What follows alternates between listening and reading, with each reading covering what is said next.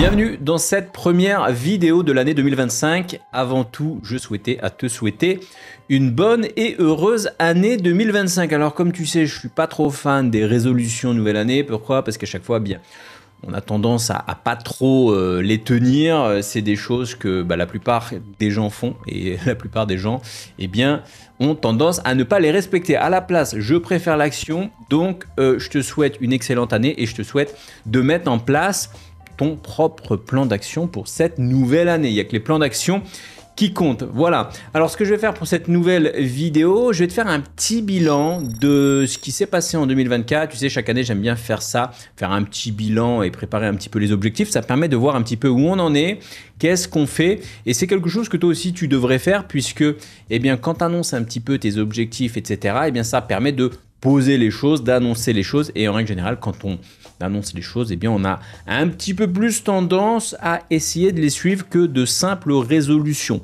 Donc, si tu es sur les réseaux, sur LinkedIn ou avec tes proches, etc., n'hésite pas à annoncer vers là où tu veux aller. Ça va te permettre d'avoir plus de chances de réussir. Allez, on va commencer par un petit bilan 2024. Je te remettrai peut-être le lien de la vidéo de l'année dernière où j'avais déjà fait aussi cet exercice. Et comme ça, eh bien, tu pourras comparer si ça t'intéresse. Alors 2024, qu'est-ce qui s'est passé? C'est passé pas mal de choses. 2024, ça a été moi ce que j'appelle une année de transition. Pourquoi? Je ne sais pas si tu me suivais déjà en 2023. Je sais qu'il y a des nouvelles personnes qui se sont mis à me suivre récemment, mais il y a aussi des personnes qui me suivent depuis un petit moment. 2023, c'était une année où j'avais un petit peu mis en pause mon business. Tu sais, j'avais construit, si tu as suivi un petit peu mes vidéos, j'ai construit une villa à Bali. Donc, j'étais vraiment focus sur la construction de ma villa à Bali. J'avais aussi 2 autres projets de construction de villa, donc ça faisait 3 projets à suivre en même temps. Et du coup, ces projets, c'est des projets qui m'ont un petit peu... j'étais focus dessus, et qui dit focus, dit défocus sur d'autres sujets. Donc forcément, quand tu es focus sur un sujet, en plus c'était un sujet qui me hypait, qui me branchait, la construction de villa, etc., c'est des sujets passionnants, et bien forcément, quand tu es focus sur ce sujet, bien tu as tendance à te défocus d'autres sujets. Ça, c'est le premier point. Donc 2023, c'était plutôt une année où j'avais mis un peu en pause mon business. Et il y a aussi quelque chose qui s'est greffé dessus, c'est que j'ai eu aussi en 2023 une espèce de perte de motivation. Pourquoi j'ai eu une perte de motivation? Parce que tu sais, quand tu crées une activité au début, tu as la pêche normale, tu démarres, il faut que ça aille vite, tu es content, tu as la motivation, etc., etc. Et puis tu sais, quand tu as fait 5 ans que tu crées du contenu, au bout d'un moment, quand tu as créé une vidéo par semaine, parfois une vidéo par jour, des emails quotidiens, du code, des vidéos YouTube, etc., des emails, des podcasts, etc., au bout d'un moment, au bout de 5 ans, eh bien, tu commences à... moi, ce qui m'est arrivé, c'est que j'avais perdu mon why, mon pourquoi je faisais ça en fait. En fait, c'est quelque chose, je ne sais pas si tu as suivi le TEDx, c'est un TEDx hyper connu, ça vient d'un livre probablement, le Start With Why, je crois que c'est de Simon Sinek ou quelque chose comme ça. Et en gros, c'est un concept qui dit que...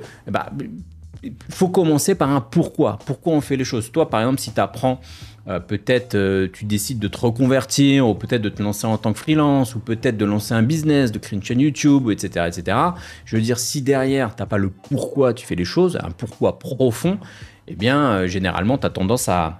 Alors, j'ai un peu de bruit là, je ne sais pas si tu vas entendre, j'ai des travaux en ce moment à côté de chez moi, ça me perturbe un peu. Et bref, si tu démarres et que tu n'as pas ton pourquoi, eh bien, il y a beaucoup moins de chances que ça fonctionne. Donc, il faut vraiment, si un jour tu démarres une activité, parfois on ne se pose pas forcément la question, mais ton why, tu l'as à l'intérieur. Mais c'est important de le poser, de se dire pourquoi je fais les choses. Et moi, j'ai perdu mon pourquoi je faisais tout ça, tu vois.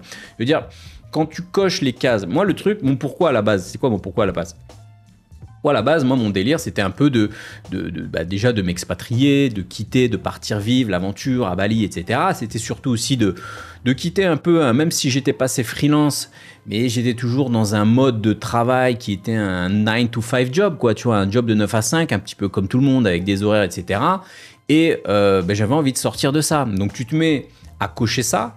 tu coches la case arrêter les jobs de 9 à 5, tu coches la case expatriation à Bali, tu dis bah voilà j'ai envie de monter un business, tu te mets à monter un business, le business il tourne, tu as un business de vente de formation tout en étant libre, c'est-à-dire que bah, tu crées du contenu, tu voyages à Bali, dans les rizières, où tu fais le tour du monde, tu voyages, tu crées des vidéos YouTube, tu crées du contenu, tu crées du podcast, tu crées des formations, tu as un business qui marche, tu as un business qui fonctionne, tout va bien. Et donc tu te mets à cocher la case 1, tu te mets à cocher la case 2, tu te mets à cocher la case 3, tu fais des revenus, tu commences à investir dans l'immobilier à Bali, tu construis la villa de tes rêves, t'en construis une, t'en construis deux, t'en construis trois, etc. etc. Donc tout roule bien, tu as même des revenus passifs, limite t'as plus besoin de travailler, tu vois. Et au bout d'un moment, une fois que tu as coché toutes les cases, eh bien qu'est-ce qui se passe? Tu perds un petit peu ton pourquoi. Pourquoi je fais ça? Une fois que tu as cocher toutes ces cases, et ben en fait tu perds ta boussole, tu perds ta motivation, et du coup c'est ce qui s'était passé en 2023. Donc voilà pourquoi je dis que 2024 c'était une année de transition. En fait, en 2024, moi j'ai eu ce truc, j'ai repris mon pourquoi je faisais les choses, et je me suis remotivé à recréer du contenu, des formations, etc. Et en fait, c'est pour ça que ça a été une petite année de transition. Il y a quelque chose un concept qui m'a pas mal changé. C'est le concept de jeu fini, jeu infini. C'est un concept qui vient aussi, je crois, de Simon Sinek, du livre Infinite Game, je crois, un livre qui est sorti en 2019. Et ce concept, c'est quoi? C'est en fait, moi, sans me rendre compte, je jouais inconsciemment à un jeu fini. Ça veut dire que j'étais trop orienté sur les résultats. En gros, bah voilà, quand tu commences un business, tu te dis bah voilà, il faut que ça fasse des vues, ça fasse des ventes, qu'avec ces ventes, je puisse générer de l'argent, que je puisse voyager. Et une fois que tu as ces résultats, tu dis bah voilà, j'ai généré de l'argent, j'investis dans l'immobilier, je suis là, j'ai construit ma villa de rêve, etc. Donc là, tu es orienté vers les résultats, c'est une sorte de jeu fini. Et une fois que tu as fini le jeu, bah tu t'ennuies, tu t'embêtes. Et en fait, dans ce livre, il parle justement, alors je n'ai pas lu le livre, il faudrait que je le lise, mais il parle justement du concept de jeu fini versus jeu infini, et il dit que en fait la meilleure manière en fait pour rester créatif, etc., c'est de jouer un jeu infini. C'est-à-dire que en gros l'idée, c'est un concept assez con, c'est plutôt de kiffer le chemin que kiffer la destination. C'est une citation qui revient souvent, et en fait le principe de ce truc là c'est ça. Et donc en 2024, moi je me suis vraiment dit ok, on va arrêter d'être focus sur le résultat uniquement.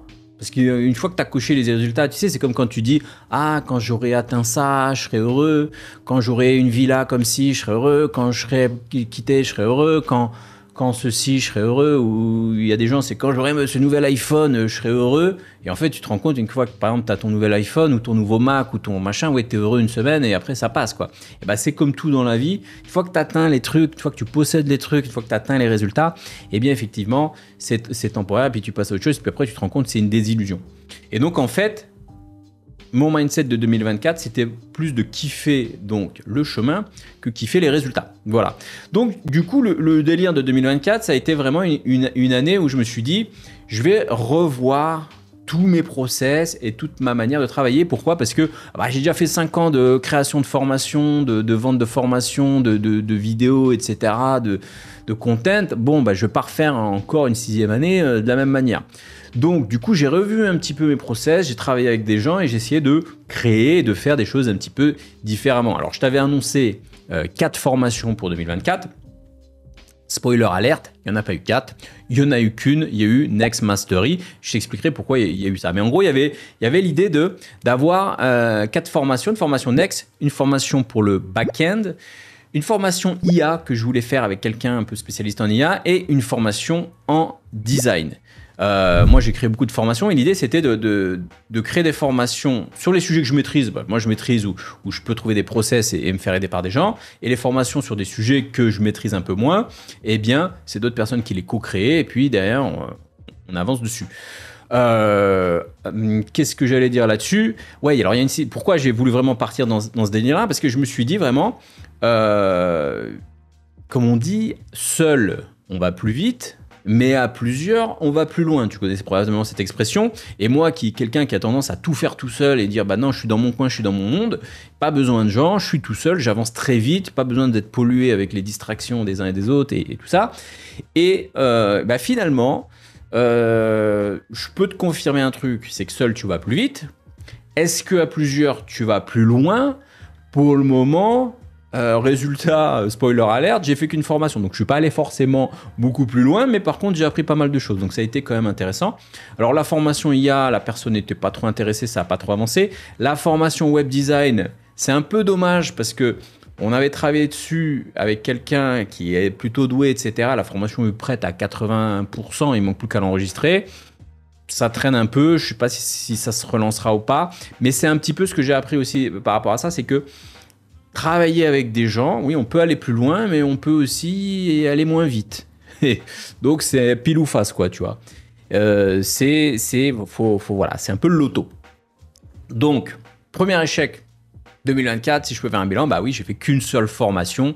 Alors, c'est un demi-échec. Pourquoi c'est un demi-échec? Parce que, en fait, quand j'ai préparé la formation Next, à la base, il devait y avoir la formation Next et la formation Backend. Et en fait, plus j'avançais sur la formation Next, plus je me disais, mais non, mais c'est tellement dommage. En fait, ça fait un moment que j'avais envie de faire une formation plus générale sur le full stack. Plus j'avançais dans la formation Next, plus je construisais le SaaS qu'on fait dans le produit, plus je construisais toutes les briques, etc. Puis je me suis dit, mais non, mais c'est tellement dommage de ne pas avoir une formation full stack qui regroupe tout. Et donc finalement, la formation qui devait être faite, les deux formations qui devaient être faites par moi-même cette année, bah, en fait, elles ont été regroupées en une seule grosse formation. Alors c'est assez costaud, c'est assez technique, c'est assez avancé, mais je suis vraiment content d'avoir sorti cette formation puisque c'est vraiment un gros morceau. Et c'est vrai que c'est pas une formation. Justement, il y a énormément de formations Next sur le marché, c'est pas le souci. Il y en a plein, tu peux en retrouver dans toutes les langues et tout. Mais le problème de ces formations, c'est des formations qui survolent Next. Bon, très bien, il faut apprendre Next, mais surtout c'est des formations qui sont focus sur le fait de créer des choses et d'arriver au résultat final. Donc c'est une chose d'arriver au résultat final, ça veut dire en gros, je sais pas, tu crées ton site, tu crées ton SaaS, très bien, ça fonctionne. Tu as mis en place l'authentification, etc. Bon, ça fonctionne. Le problème de ça, c'est que moi je me suis dit, si je propose uniquement ça, si je me concentre juste sur le fait de délivrer une formation qui permet aux gens de construire des écrans, derrière, en fait, ça peut fonctionner pour un certain type de développeurs, c'est-à-dire les gens qui seraient uniquement concentrés peut-être pour construire un produit, créer un SaaS rapidement, etc. Donc ça fonctionne, mais ça ne te permet pas derrière de décrocher un job. Pourquoi je dis ça? Parce qu'en fait, si tu crées un SaaS, je m'éloigne un peu, mais si tu veux créer un SaaS, etc., dans un premier temps, tu n'as pas besoin, et je te déconseille même à l'inverse, de te faire le produit aux petits oignons, carré, machin, architecturé, comme il faut, machin. Bien sûr, tu fais un SaaS, boum, passe le moins de temps possible, tu construis le SaaS, bam, et comme 90%, 99% des SaaS sont voués à aller à la poubelle, bon, t'as pas perdu trop de temps et puis voilà, tu n'auras pas de problème de maintenance, etc. Puisque dans 99% des cas, quand tu fais un SaaS, tu testes des marchés et puis ça part à la poubelle. Et les gens arrivent avec des formations qui sont orientées sur ça. Je crée rapidement un SaaS.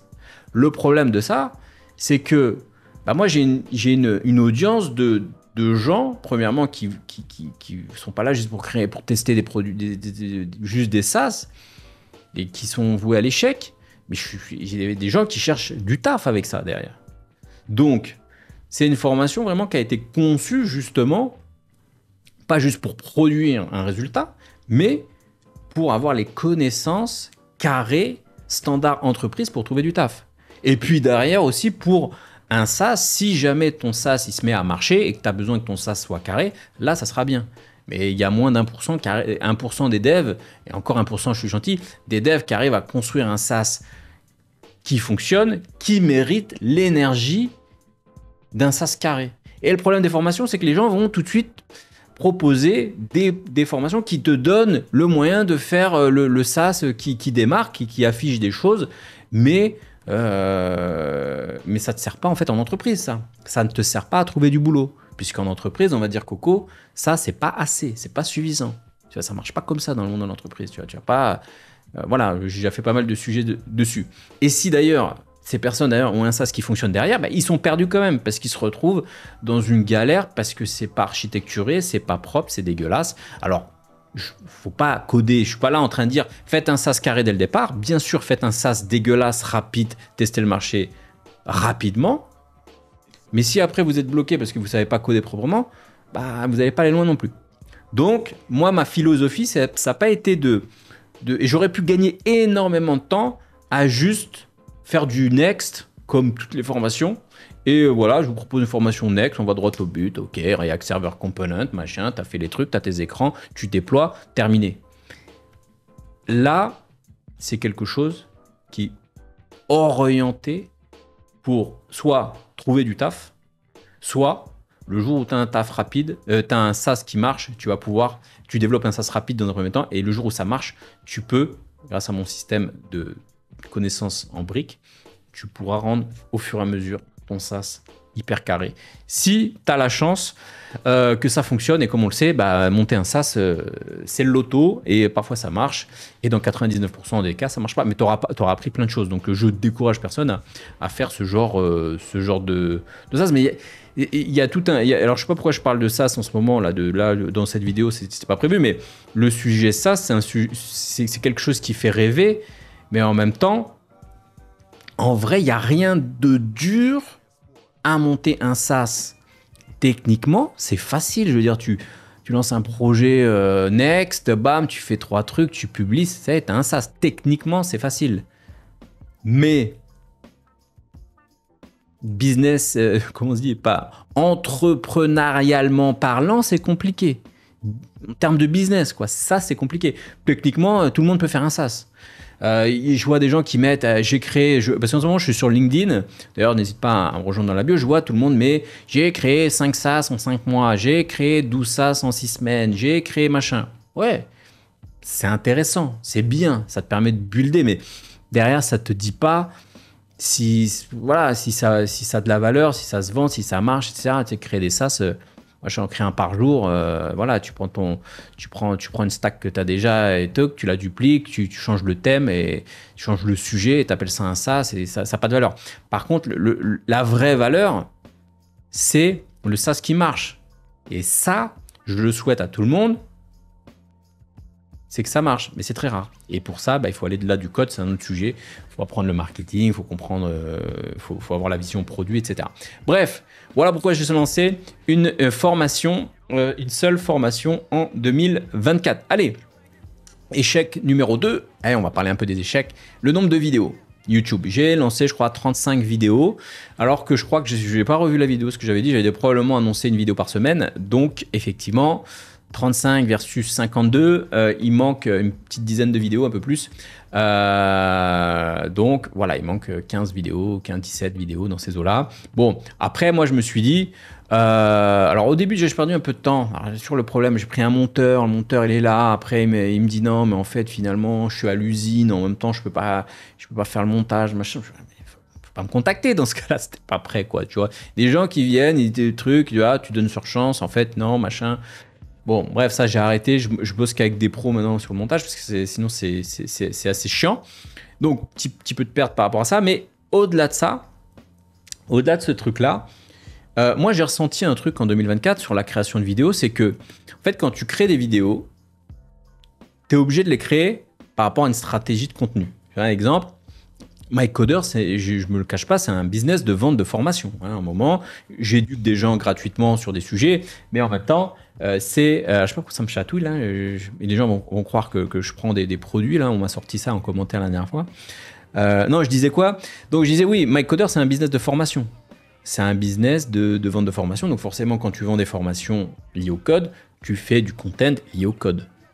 Forcément. Et à un moment, tu crées du content, les gens aiment bien ton content, ils adhèrent avec ta philosophie, du coup ils sont intéressés, ils ont envie de se former, ils ont confiance en toi, et du coup tu as un produit à leur proposer, c'est le business classique. Sauf que, moi après 5-6 ans, les sujets je les ai poncés, je les ai retournés, j'ai pas envie d'être dans des sujets d'actualité, de la dernière petite librairie à la mode qui sort, sauf si c'est un intérêt, bon, mais c'est pas mon truc, tu vois.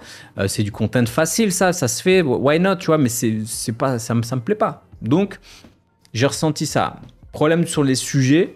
Il y a des sujets il y a des vidéos que j'ai faites pour aller dans le sens de mon business, mais que, bon, bah, franchement, ça m'emballait pas plus que ça, quoi. Oui, j'ai fait des sujets qui m'emballaient pas plus que ça. Bon, voilà.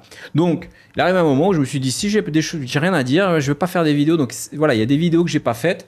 J'ai eu des trous dans la raquette, mais en fait, à un moment, c'est bon, je démarre plus mon activité depuis une semaine. Si j'ai pas envie de faire de vidéos, bah, je fais pas de vidéos, point barre. Ou si les sujets m'embêtent un peu, bah, je vais pas les faire. Donc voilà un petit peu le truc. Et surtout, ça m'a fait prendre conscience d'un truc en 2024. C'est que pour 2025, j'en ai marre, en fait. MyCoder, oui, c'est du code. Mais en fait, j'ai pas que du code à apporter, je pense, à la communauté. Et moi, ce qui m'intéresse, c'est d'autres sujets. Il y a d'autres sujets qui m'intéressent. Et j'ai pas envie d'être enfermé dans une thématique. Pourquoi? Même si c'est bien évidemment pas un conseil que je te donnerais si toi, aujourd'hui, là, tu as envie de lancer une chaîne YouTube, soit niché, focus sur ta niche, entre guillemets. Mais une fois que là, moi j'ai atteint des résultats, machin, ça fait 6 ans que je suis sur YouTube, eh bien j'ai plus envie de me brider à certains sujets. Pourquoi? Parce que par bout d'un moment, ça se ressent.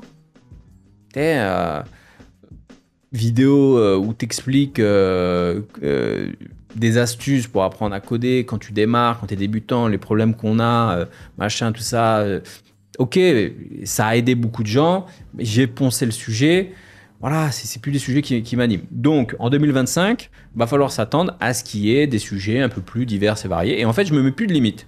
Si je t'ai envie de te parler d'un livre particulier, bah, je te parle d'un livre particulier. Si j'ai envie de te parler d'immobilier, parce que je construis des villas en ce moment, bah, je t'en parle. Si j'ai envie de parler d'entrepreneuriat, je t'en parle. Si j'ai envie de te parler de création de contenu, de marketing ou quoi, bah, en fait, je parlerai des sujets qui me parlent en ce moment. Alors, c'est une mauvaise stratégie pour développer sur YouTube, voilà, si tu veux faire des vues, etc., parce que ton audience est un peu perdue. Mais après, au bout d'un moment, je fais aussi les choses qui me plaisent. Et s'il y a des choses qui me plaisent un peu moins, pas me forcer à faire des sujets qui m'embêtent et pas aller sur des sujets un peu plus intéressants. Donc là, mon but, c'est vraiment de rester plutôt... bien sûr, il y aura des sujets code, il y a des sujets sur l'IA, sur la manière d'aborder le dev face à l'IA, etc. Il y a des sujets importants, mais les sujets qui ne me bottent pas, bah, voilà, et à l'inverse, les sujets qui me bottent, j'irai vers eux. Voilà, donc petit récap 2024. Il n'y a pas eu 4 formations, mais il y a eu Next Mastery. Next Mastery, énorme carton. Je crois qu'il y a eu plus d'une soixantaine de devs, je crois, qui ont rejoint.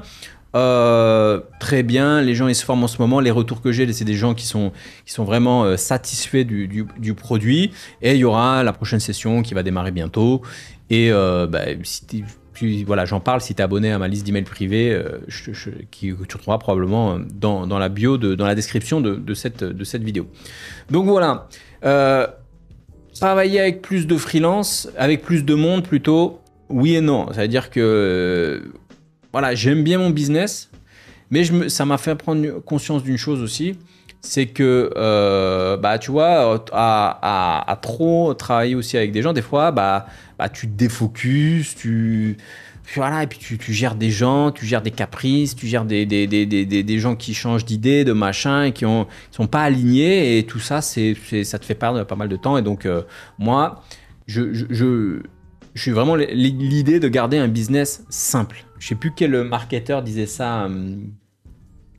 Faudrait que je retrouve le nom. Je crois que c'est Tougan Barra. Je crois le citer, je crois. 4L. Low cost, low complexity, low je sais pas quoi. Et en gros, business simple. Et j'ai vraiment envie de développer mon business de manière simple. Je crée du content, je crée des formations. Vous aimez pas, ça s'arrête là. Voilà, objectif donc 2025. Objectif 2025, premièrement, chose importante, j'ai envie de reconnecter avec toi, avec vous, les gens qui sont dans mon audience. Pourquoi? Parce que j'ai fait en fait un email quotidien pendant plusieurs années, je crois 2 ans. Donc je te laisse ce que c'est que créer un email par jour. C'est un processus créatif incroyable. C'est-à-dire que tous les jours, tu es là, tu crées des idées, des histoires, des stories, tu parles de code, tu parles de plein de choses liées au code, mais pas que d'entrepreneuriat, etc. Et en fait, ça crée une super connexion et j'ai vraiment, alors ça prend beaucoup de temps, mais j'ai vraiment adoré en fait cette approche de connexion avec l'audience. Et en fait, je l'ai perdu ce truc-là. Pourquoi? Parce que, eh bien, en fait, à un moment, je me suis dit, bon, j'envoie trop d'emails. J'ai eu une période avec l'email et puis j'avais aussi d'autres sujets à développer. J'ai envie de faire un peu différemment. Au bout d'un moment, tu vas pas faire 50 ans d'emails, tu vois. Mais je m'étais dit, voilà, je vais arrêter ça. Et je vais faire un peu moins d'emails, je ferai des vidéos, et puis voilà. Et en fait, je me suis rendu compte que oui, tu fais une vidéo par semaine, mais vidéo par semaine, tu n'as pas ce petit contact rapide sur des petits sujets.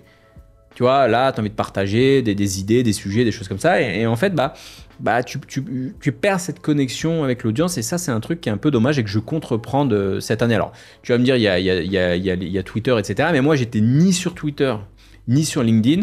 Parce que ces genres de réseaux là, ça pollue, ça raconte des blabla. Et moi, j'aime bien être dans mon bulle, pas regarder ce que font les autres, rester focus sur mon truc. Parce qu'après, je vois tout le monde copie les posts de tout le monde et machin, c'est pas trop mon truc. Donc, pas de LinkedIn, pas de Twitter, etc. Et c'est pour ça que tu m'as pas vu quasiment sur LinkedIn et Twitter ces dernières années. Parce que c'était pas mon truc, moi j'avais mon audience, email, etc. J'ai essayé un moment via mon canal Telegram, je suis toujours dessus, mais voilà, je trouve que c'était un peu trop fermé, un peu trop restreint. Et donc cette année, voilà, je compte reprendre la création de contenu quotidiennement. Ça veut dire que quotidiennement, comme à l'époque où je faisais les emails privés, les emails quotidiens, eh bien, je vais repartager sur mes sujets du moment, que ce soit lié au code, freelance, entrepreneuriat, ou les sujets qui me passent par la tête, du storytelling ou autre. Et donc, eh bien, j'attaque LinkedIn. LinkedIn que je n'utilisais plus. J'ai publié un post là justement sur LinkedIn en disant pourquoi j'aimais pas LinkedIn. C'est tout ce que j'ai fui LinkedIn. C'est le monde corporate. Le machin, le recruteur, la boîte, un tel, c'est tout ce que j'ai, voilà, tout ce qui me rebute, tout ce que j'ai souhaité quitter. Voilà, je suis pas parti entrepreneur, voyager à l'autre bout du monde, tu me retrouvais perdu dans des îles au fin fond de Raja Ampat à faire de la plongée pour me connecter avec ce monde corporate de Jean-Michel de la compta qui nous raconte sa vie, quoi. Tu vois, c'est pas mon truc. Mais je me rends compte en fait que c'est un super réseau maintenant. Je trouve que maintenant, il y a beaucoup d'entrepreneurs qui se sont mis. Il y a beaucoup de... Voilà, c'est à l'époque. Je ne me serais pas vu à l'époque, il y a 6 ans, quand j'ai quitté ma boîte, racontant ce que je racontais dans mes emails privés. Ou à l'époque, les gens... Moi, je me souviens qu'à l'époque, les gens dans ma boîte, ils disaient « Mais il est fou, lui. Qu'est-ce qu'il va faire à Bali, là? Il est bizarre. » Mec, il est dev, il est freelance, il fait ses 10K par mois, machin. Il part à l'autre bout du monde, il va faire monter une chaîne YouTube, mais il va faire quoi? C'est Cyprien, qu'est-ce que je comprends pas en fait. Les gens comprenaient pas à l'époque. Les gens ne comprenaient pas. Donc moi, à l'époque, inconcevable de publier sur LinkedIn. Et j'ai gardé ce truc-là pendant longtemps et j'ai mis LinkedIn de côté, en fait, en me rendant compte que c'est un super réseau. Maintenant, tout le monde est dessus et il y a du reach, un putain de reach. J'ai publié un post sur l'IA, mon compte, j'ai un compte tout neuf là. Un reach de plus de 20 000 impressions. Un petit post comme ça sur l'IA. Donc effectivement, je me dis il y a du reach, je suis passé à côté de quelque chose et ça va dans ma stratégie. Alors je le fais pas parce que ça marche, je le fais parce que ça va dans ma stratégie de création de contenu 2025, qui est une stratégie de reconnecter, d'avoir une envie de kiffer le process, de kiffer le fait de partager des choses avec mon audience, partager des stories, partager des conseils, partager des infos, plein de choses à partager. Moi, je parle beaucoup, comme tu vois dans cette vidéo, j'ai plein de choses à dire. Parfois, ça plaît pas, parfois, c'est clivant, et c'est le but aussi. Ce que je constate, c'est que LinkedIn, c'est un peu des clones qui génèrent un peu, j'ai l'impression que c'est des trucs qui générés par l'IA, c'est consensuel, c'est boring. Mon avis, hein. Après il y a des gens qui aiment bien, on est dans le monde corporate. Moi j'ai envie de mettre un petit coup de pied dans la fourmilière là-dedans. Donc je vais aller m'amuser à titiller Jean-Michel et Jacqueline de la comptabilité, du service comptable. On va un peu titiller tout ça, ça va me faire marrer. Moi j'ai rien à perdre, je cherche pas de mission, j'ai pas besoin de clients, j'ai mon business, donc rien à perdre. Donc on va aller se faire un petit peu plaisir. N'hésite pas bien sûr à aller t'abonner à mon LinkedIn, hein, me suivre, etc. Commenter. Maintenant, j'y vais tous les jours. Donc, j'y vais tous les jours. Quand il y a des commentaires, je réponds, machin. Donc, n'hésite pas à commenter, machin, à pousser un petit peu l'algo. J'aime bien un petit peu un nouvel objectif. C'est marrant. J'aime bien repartir un peu de zéro comme ça. C'est un peu Là, c'est toujours marrant de tester de nouvelles choses, de voir un petit peu ce que les gens postent, etc. Tu vois un petit peu la philosophie de la plateforme. Chaque plateforme a un peu quelque chose de différent. Et voilà. Bon, Twitter aussi. Ah, je republie plus ou moins les mêmes choses. Peut-être sur Twitter un peu plus souvent des trucs qui me passent par la tête. Donc n'hésite pas bien sûr aussi à me suivre sur Twitter. Objectif 2025 toujours. Continuer à croître, hein, bien sûr, la vie c'est la croissance, parce que si tu n'avances pas, en fait, si tu fais du surplace, tu recules, en fait. Pour moi, c'est comme ça que ça fonctionne. Si j'avance pas, j'ai l'impression de reculer. Donc, bien sûr que je suis toujours dans un objectif de croissance, une croissance, mais pas au détriment de ma liberté. Ça, c'est important, puisque moi, je me rends compte que j'ai atteint un stade dans mon business qui me permet de faire du sport quand je veux, quasiment tous les jours, qui me permet de voyager quand je veux, qui me permet j'ai un certain style de vie, je compte croître, mais si tu me proposes une idée de business, tu vois, et que ça colle pas dans mes trucs, je vais pas y aller. Moi, je me dis vraiment, ça m'intéresse de croître, mais pas au sacrifice de ma liberté. Tu vois, j'ai construit un business pour pouvoir vivre autour de ce business de manière libre. Je vais pas le sacrifier pour un peu de croissance. Pour un peu de chiffres, ou pour un peu de posts, pour un peu de vues, ou pour un peu de buzz, ou je sais pas quoi, tu vois. Donc ça, c'est le premier truc. Continuer à croître. Je vais toujours essayer de déléguer un maximum. Ça fait des années que je délègue, mais là, je vais essayer de déléguer sur des sujets un peu plus profonds. Et je vais toujours continuer ça, déléguer, bosser avec des gens, mais je fais attention à pas me transformer en RH, hein, parce que parfois, tu travailles avec des gens, les gens, ils sont un peu dans leur bulle, dans leur truc, dans machin, ils sont pas alignés, faut machin, encadrer des gens, voir où ils en sont, faire des points, etc. C'est un peu obligatoire. Mais voilà, j'ai pas envie de me transformer en manager, en RH, machin, et passer mon temps à faire des choses que j'ai quittées, des anciens bullshit jobs pour recréer un bullshit job chez moi. Tu vois, c'est-à-dire, moi, je bosse qu'avec des gens autonomes, efficaces, qui vont droit au but, qui me cassent pas la tête. Quand ça me saoule, ça dégage. J'ai pas le temps, en fait. Je construis pas un business pour... Voilà, soit tu percutes, soit tu avances, tu vas vite, tu comprends ce qui se passe. Si ça le fait pas, c'est pas grave. Ciao. Voilà. Donc, continuer à croître, déléguer, avancer avec des gens, mais des gens sans non plus, je ne vais pas me transformer en RH. Nouvelle formation, bien sûr, il y aura des nouvelles formations qui arrivent. Pas donner de chiffres parce que l'année dernière, ça n'a pas été vraiment le succès en termes de nombre qui est annoncé, mais nouvelles formations qui vont arriver sur des sujets très, très, très intéressants. Autre sujet aussi, accompagner des développeurs. Des développeurs vers de la création de contenu, vente de formation. C'est un sujet que je travaille depuis un moment. L'idée, c'est quoi? C'est vrai que je forme des gens à devenir développeurs. Normal, c'est ce que tu connais. Développeur, c'est un super métier. Même s'il y a l'IA, etc., que les gens commencent un peu à flipper, etc., je pense qu'on a encore quelques années. Je suis un petit peu en doute sur à la vision plus de 5 années. Pourquoi? Au-delà de 5 années, je suis même en train d'avoir un doute personnel. Vu l'avancée de l'IA, on fait des choses incroyables maintenant. Ok, on passe notre temps un peu à corriger l'IA, ce que fait certaines IA quand tu codes peut-être avec cursor, etc. Tu vois que tu peux être très productif. Moi, j'ai plus de 50% de mon code qui génère avec l'IA, peut-être même plus. Ça va très vite. Quand tu maîtrises bien, c'est opérationnel, c'est cool, c'est machin. Mais sur les 5 prochaines années, tout au long de ma carrière, je t'ai toujours dit, ouais, l'IA, machin, les outils, no-code, tout ça, on nous dit que ça va nous remplacer. Bullshit. Depuis peu, je change mon mindset par rapport à ça. Je me dis vraiment, et j'en ferai peut-être une vidéo dédiée, que c'est pas la mort des devs là tout de suite. Et il y a encore des belles opportunités, mais je pourrais pas te garantir la visibilité sur les devs juniors. Hein. Je parle vraiment des juniors, sur les juniors à plus de 5 ans. Parce que moi, je forme des devs juniors souvent. Donc voilà, les devs juniors, il reste un créneau, une fenêtre d'opportunité qui est encore disponible. Mais dans 5 ans, un junior, je sais pas, c'est déjà difficile maintenant. L'IA, ça va être compliqué. Je pense que pour les seniors, les plus avancés, ça devrait encore tenir. Mais voilà, donc là, je suis en train de switcher par rapport à ça, parce qu'il y a des gens aussi qui veulent switcher, changer de métier. Déjà, premièrement, parce qu'il y a des gens j'accompagne des gens vers ce métier-là, mais il y a des gens qui sont devs depuis des années, ça les saoule. Je veux dire, moi, pourquoi j'ai quitté le monde de l'entreprise et du dev? Parce que ça me saoulait, ça saoule plein de gens. Il y a plein de gens qui souhaitent quitter le monde du dev. Pourquoi? c'est pas que le dev en soi, c'est un métier merdique. En règle générale, ces devs, tu les mets sur des projets intéressants, ils rekiffent le dev. Ou tu les mets sur des projets perso, ils rekiffent le dev. Ce qu'ils kiffent pas, c'est le monde de l'entreprise, c'est les projets un peu foireux, c'est toutes ces choses-là.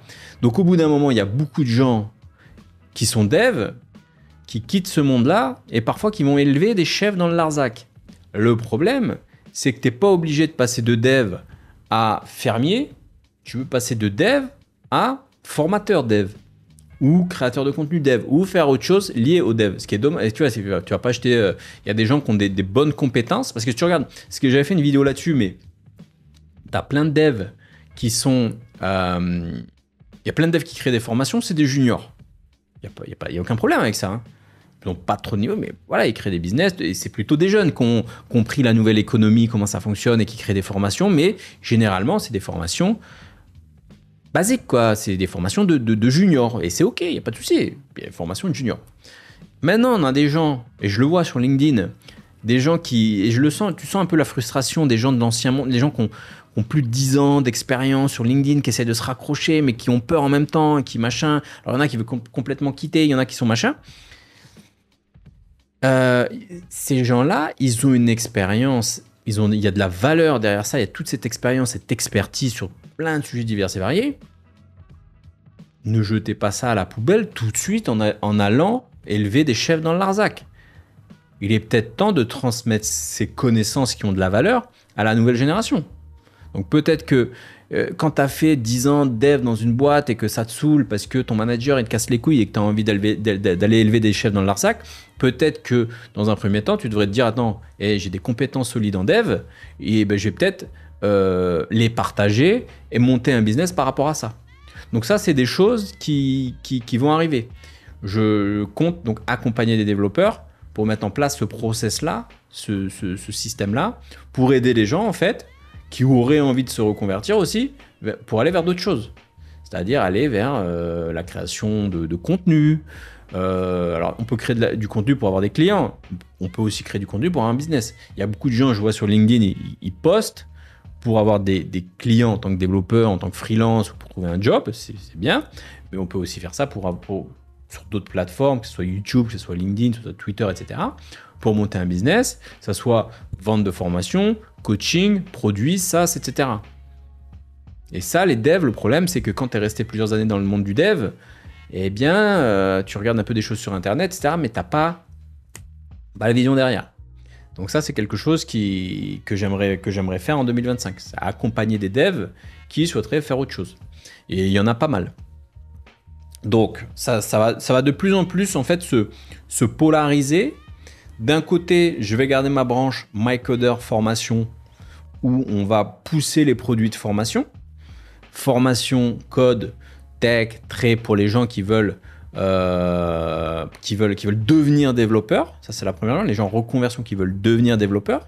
Les gens qui veulent aussi vraiment step up, c'est-à-dire des gens qui sont déjà développeurs, mais voilà, qui sont sur des technos un peu foireuses ou que ça fait un moment qu'ils n'ont pas évolué, qu'ils n'ont pas mangé, qu'ils ont envie d'aller là-dessus. Donc, il y aura toujours MyCoder formation pour ça, pour monter en compétence sur des sujets assez poussés, sur de l'architecture, etc., des choses assez poussées. Parce que maintenant, il va falloir vraiment être bon. Hein. Face à l'IA, développeurs un peu moyens, ils vont vite sauter. Donc, il faut vraiment step up. Il faut vraiment aller de plus en plus vers de l'excellence technique.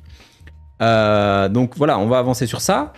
Et j'ai oublié un truc que j'allais dire, c'était donc les devs qui veulent se reconvertir, les devs qui veulent donc monter en compétence, avoir un excellent niveau, une expertise technique pointue, et les gens aussi qui veulent peut-être développer des SaaS. Voilà, c'est ça. Et à côté, il y aura aussi de l'accompagnement ou des produits pour les personnes qui ont envie de passer vers autre chose, vers de la reconversion, des choses comme ça, mais tout en gardant leurs compétences, peut-être via de la création de formation, de coaching, etc., liées donc au dev. Donc voilà un petit peu, je crois qu'on a fait le tour. Si pour le reste, un petit peu perso, moi je continue 2025, j'ai fait une bonne année 2024 sur tout ce qui est sport, santé, etc., etc. Donc j'étais très constant cette année, je suis relativement fier de moi. Alors à un moment, Bon, j'étais pas très constant les années d'avant, j'allais un peu au sport, mais en fait à un moment, je vais dire quelque chose que les gens disent pas, mais en fait au début, quand tu montes un business, quand tu démarres, Les gens disent, il y a des gens qui vont dire, ouais, mais il faut garder l'équilibre entre la vie perso, vie pro, le sport, le machin. Quand tu démarres, tu veux réussir, c'est ton business en premier et le reste ensuite.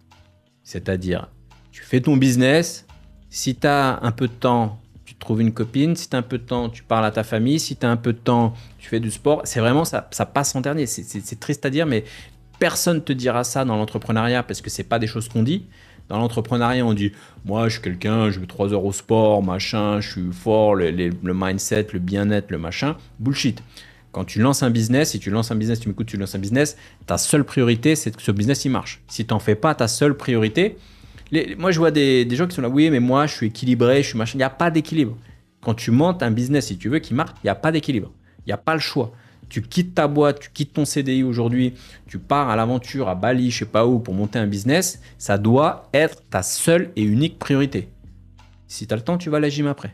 Si ta vidéo elle était faite, tu vas à la gym après. Si ta formation elle était faite, tu vas à la gym après. Tu vois, c'est la priorité, c'est ton business. Et moi, mes premières années, ça a été orienté sur ça. Et donc maintenant, je reviens dessus. Je suis arrivé à un stade où la priorité a changé déjà avant, 2022, 2023, 2024. J'avais déjà switché sur une priorité qui est que, par exemple, maintenant, je me lève. Avant, je me levais business. Maintenant, je me lève, je prends le temps, je lis, je vais au sport. J'ai une gym à la maison, donc j'ai la chance, j'ai une salle de gym avec un tapis, tout ce qu'il faut, machin. Ça, c'est fait. J'ai mon sport, ma lecture. Une fois que j'ai sport, lecture, c'est la base. Je peux démarrer ma journée. C'est-à-dire que c'est une priorité. C'est-à-dire que c'est en dessous du truc. Pourquoi ? Parce que j'ai un business déjà établi. Donc, je peux me permettre ça. Mais si tu as un business au début, voilà. Donc ça, je reviens là-dessus. 2025, bien sûr, on continue ça. Focus, sport, santé. Je suis assez en ce moment focus sur tout ce qui est aussi un peu, je ne vais pas dire biohacking, mais un peu complément alimentaire, etc. Pour être vraiment, je teste pas mal de trucs pour être vraiment, vraiment bien. Je veux dire, je suis à l'aise dans mon corps et en même temps, tu vois, tout se passe bien. Donc ça, c'est cool. Et autre chose, au-delà du sport, projet annexe qui me prend aussi pas mal de temps. Et c'est là où il y a beaucoup de revenus aussi. C'est je construis donc 2 nouvelles villas qui devraient sortir en 2025. Donc il va y avoir 2 villas, elles sont déjà démarrées. Donc c'est en gros la 4e et la 5e villa qui vont arriver là. Donc ça prend pas mal de temps. Et comme aussi j'ai un autre terrain dans le sud de Bali, à Uluwatu, pour les personnes qui connaissent, eh bien, dessus, j'ai déjà acheté un terrain de 12 arts, qui est assez costaud. Et donc là, je suis en train de préparer les plans. Et cette fois-ci, ce que je vais faire, c'est pas je vais construire dessus, je vais essayer un autre type de business qui est un peu la promotion immobilière. C'est-à-dire, je fais le design, je fais le suivi, je fais la construction et je fais la revente. Et je vends sur plan. Nouveau défi. Entrepreneuriat, c'est ça. Au bout d'un moment, on tourne en rond. Il faut bien aller trouver des nouveaux défis. Moi, je suis un peu comme ça. J'aime bien construire. Si je reste sur les mêmes choses, je m'ennuie. Mike Coder, si ça évolue pas, si je fais pas de nouveautés, pas faire des vidéos, les mêmes sujets trucs tout le temps. Au bout d'un moment, il faut aussi savoir switcher. Et moi, ça, c'est des choses qui m'intéressent. C'est des choses vers lesquelles je vais pousser cette année. C'est-à-dire, en gros, promotion immobilière. Je vais rentrer dans ce game-là. Ça va faire 5 villas. 6 plus 6, 12 villas qui devraient arriver dans les années qui arrivent. Il y a de quoi s'amuser. Moi, c'est un game qui me fait kiffer. Il y a des gens qui kiffent Bali. Bali, c'est un marché en pleine croissance. Et en gros, je pense que c'est le bon move d'ailleurs pour les personnes qui sont soit freelance. Il y a des personnes qui sont freelance, partent s'expatrier, ils font leurs 10K par mois, 100K à l'année, et ils le burnent dans des conneries pour paraître riches. Investis dans de la villa. J'ai mon frère, mon neveu, ils font ça. Ils sont freelance, boum, mettent un petit package de côté, ils arrivent à Bali, ils investissent dans des villas, ils ont des revenus passifs. Il y a des gens qui font de la formation qui font ça. Généralement, tu vois, dès que tu vois des entrepreneurs qui partent dans l'investissement immobilier, généralement, c'est qu'ils sont plutôt réussis ou des freelances qui sont plutôt réussis. Et à l'inverse, quand tu vois des gens qui veulent juste paraître entrepreneurs, paraître riches, généralement, ils te font des cinémas et ils voyagent en business ou ceci ou cela. Généralement, l'immobilier, c'est le critère de réussite parce que le ticket d'entrée est assez costaud.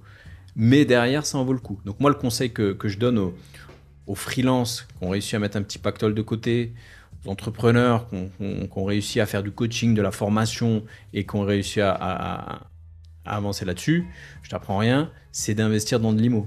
Forcément, l'IMO, c'est ce qui génère les revenus les plus passifs. Aujourd'hui, personnellement, j'ai pas de loyer à payer. Je vis dans une maison très bien, pas de loyer à payer. J'ai 4 villas, revenus passifs qui me génèrent des sommes à 5 chiffres, hein, sans travailler. Donc je pourrais rester là, rien travailler. Mais à un moment, je continue à développer parce que ça me fait kiffer aussi. Ça me fait kiffer de vous partager, ça me fait kiffer de partager l'expérience, donner de la motivation, donner voilà. Si je l'ai fait, je suis pas plus intelligent qu'un autre. Je suis pas plus malin qu'un autre. Il y a des gens, ils aiment bien penser qu'ils sont plus malins. Moi, je suis pas plus malin. J'ai juste suivi les bonnes opportunités au bon moment. J'ai juste aussi pris mes couilles et j'y suis allé. Je suis désolé pour l'expression, mais c'est important prendre des risques aussi. Donc, prise de risque calculée, tester des choses et ça permet de réussir. Et moi, si j'ai pu le faire, ben, je suis content de vous partager ça. Et donc, c'est moi, partager. En fait, s'il y a un truc, je suis sûr, je peux changer de business, je peux changer de sujet, je peux changer de tout ce que tu veux, mais partager à des gens de ma communauté ce que j'apprends, ce que je sais, ben c'est un truc que je pense que je ferai toujours parce que j'adore partager, c'est comme ça. Moi, quand j'ai un pote qui demande un truc, j'adore aider, j'adore donner des conseils quand les gens me demandent. Et donc, j'adore partager un peu mes problématiques. Là, ce que je fais, je partage mes problématiques business, d'objectifs, mais les complications, les choses qui marchent, les choses qui marchent un peu moins. Mais c'est quelque chose qui me nourrit. Moi, j'aime bien ça. Et donc, c'est des choses, de toute façon, qui continueront. Voilà, je m'arrête ici pour cette vidéo qui était un petit peu longue, comme chaque année. En tout cas, je te remercie d'avoir suivi cette vidéo jusqu'au bout. Merci d'avoir été là jusqu'au bout. 2025, une année qui va être encore bien kiffante avec plein de défis, plein de choses intéressantes. Merci de me suivre. N'hésite pas à me mettre en commentaire dans la vidéo ce que tes objectifs, c'est quoi, qu'est-ce que tu comptes faire, etc. N'hésite pas aussi à t'abonner à la chaîne, à activer la petite cloche, etc. Tu connais la musique. Bref, sur ce, je te laisse et je te souhaite une excellente et heureuse année 2025.